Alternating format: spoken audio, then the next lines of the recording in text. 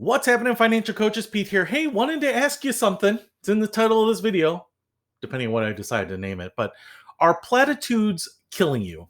Are platitudes holding you back? Are cliches ruining your business? Are cliches sabotaging your potential? And the reason I ask this is because I tend to see this trend in small business development, but particularly as people consider the idea of becoming a financial coach. And the problem with this is that oftentimes I think we go into this business thinking, hey, we are going to unleash the power of the individual. We are going to help everyone achieve, everything that they expect. We are going to change lives and make the world better and do all these things. And because we're in this role where the goals are so lofty, the goals are so nebulous and feel good, that we tend, I think, to delude ourselves with some of those same things. And so the embodiment of this to me are the motivational posters. Now I have no problem with those, and my friend Ian loved posting up those motivational quotes on his wall and had them all over, and they were cool, and I like seeing them, and I like a good motivational quote as much as the next person. But I just want to read you something here and make sure we're all on the same page. And Wikipedia has platitude defined this way: a platitude is a trite, meaningless, or prosaic statement often used as a thought-terminating cliche aimed at quelling social, emotional, or cognitive unease. And what I think about this are the cliches, the sayings, that you might be hearing, that you might be using, that is suppressing or letting you get away with avoiding maybe some of those gut instincts. And not just the gut instincts, but also an excuse for not doing some of the things that you should be doing. So when I think of some of these platitudes that you might hear, and some of the general ones are like, oh, this is your calling, or you were born to do this, or you've always had so much passion for this.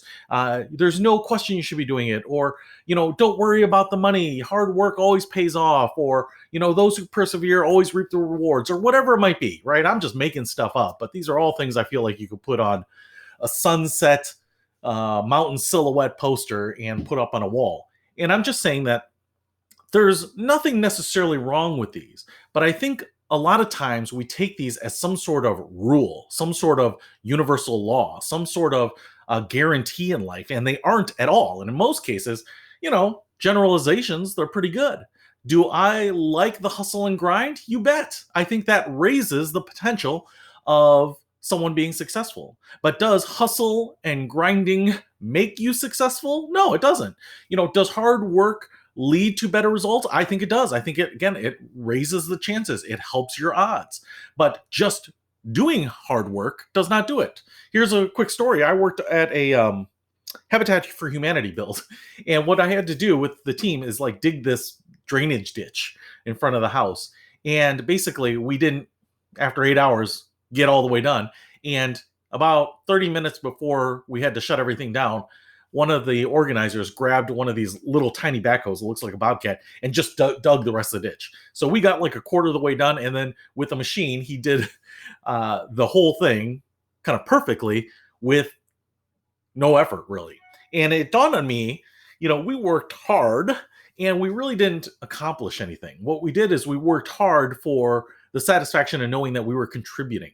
But it wasn't hard work in that it was worth anything. It could have all been done by a backhoe in probably an hour and would have saved everyone time. But I realized at that point that was just hard work so that we could feel like participants in the build, right? In the same way, you could dig your own hole, and it's a lot of work. And you could dig lots of holes, but that doesn't necessarily mean you're adding any value. That doesn't necessarily mean that that's going to generate success. So these platitudes, these cliches, these sayings, I think can be dangerous because we look at it and we say, hey, that person became successful on hard work, and so all it takes is hard work to get there. Well, that's not the case, right? We also have to think about value. We have to think about broadcasting our value to people and selling people on the notion of transacting with us and giving us money and things like this. So I do like these things, but when we rest on the power of the platitude or the cliche or the saying or slogan or motto itself, and we kind of displace the things that might be concerning us, displace the things that you might be worried about. You say, hey, I'm not sure that I can live on this income if it doesn't produce $2,000 a month or $3,000 a month. But I'm going to do it anyway. I'm going to take the leap. I'm going to quit my job because I know that working hard is going to make it happen. I know that people that really believe and have passion in what they do, will make things happen. There are lots of people that have lots of passions about lots of things. I have passion about golfing and watching scary movies and all sorts of things, but none of those pay the bills for me, right? And nor do I expect them to, but I still do them. But I do them because I enjoy them. And you can still enjoy financial coaching. It doesn't necessarily mean that you will make a living at it. Now, you can, and there are people that are doing it, but I kind of suspect that for all the financial coaches out there, only the minority of them are making money. And I think the minority of them are making a living wage, enough money to support their lifestyle.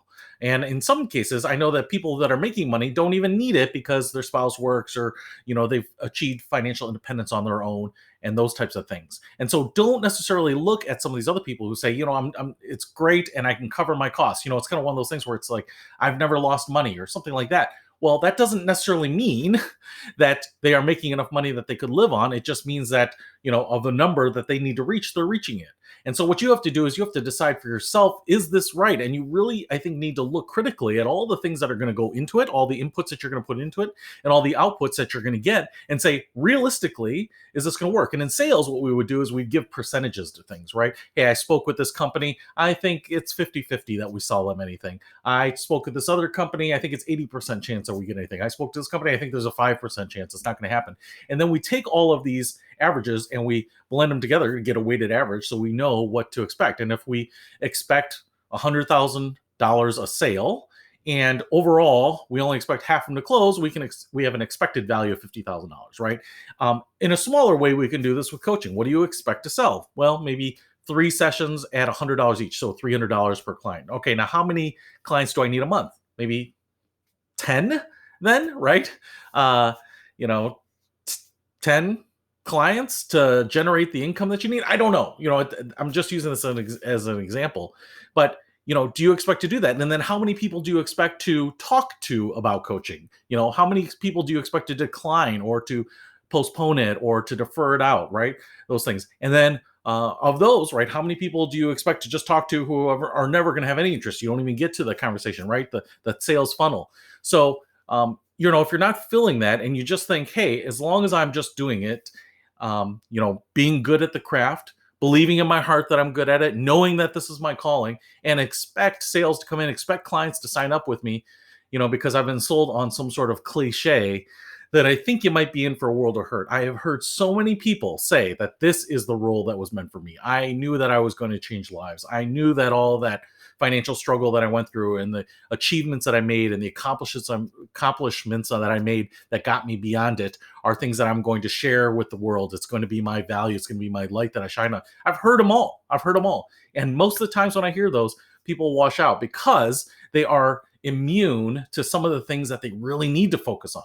So don't let the platitudes, the motivational posters blind you to the things that you really need to scrutinize, that you really need to internalize and have a gut check for yourself. Is this something I can do? Can I get sales? Am I willing to ask people for their money? Am I willing to push for the payment if it's not coming in? Am I willing to have some friction in my coaching calls to kind of nudge people where they need to go? Or sometimes if they're really not moving, to really kind of challenge them to create that friction and emotion and chemistry so that things happen, right? Because if you're not willing to do that, if you think just being principled on it is going to make things happen, but you're not willing to do any of the outward actions, invest yourself in it, then I think what'll happen very quickly is this won't be for you. And one of the reasons that I think that is, I think we want to think about ourselves as working collaboratively with people, sitting on the same side of the table with them,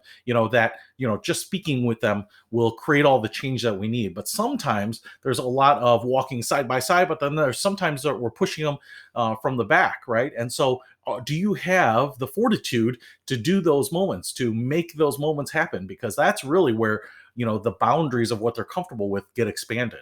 And so we can be the catalyst, we can be the person for that. But sometimes it takes us a moment to stop being self-conscious about ourselves and just focus on their need and play that role and be that person that they need, that tool, that resource for them. So And that means, again, we have to be proactive on everything. We've got to make the change. We can't wait for that change to happen. So, just kind of my off the cuff thoughts about that, because I see a lot of people that comment, write things about it. Hey, I've got some concerns about much money I can make. I've got some concerns about putting food on the table. I've got some concerns about leaving my job. And when they put that out there, and then they see some other people's comments, or they get feedback from people, that tends to override it, right? That's fine. Get the positive feedback from people. Let them tell you that they really believe in you, that they think this is the perfect role for you. But don't drive past all those red flags. Don't drive past those warning signs. Stay on them, reflect on them, gut check yourself. And if there are really things that are important to you, especially if they are going to determine whether you're successful or not, like be able to feed yourself or not, then really give them a second look and be thoughtful, mindful, but most importantly, realistic about them. All right, that's it for today. I'll see you later.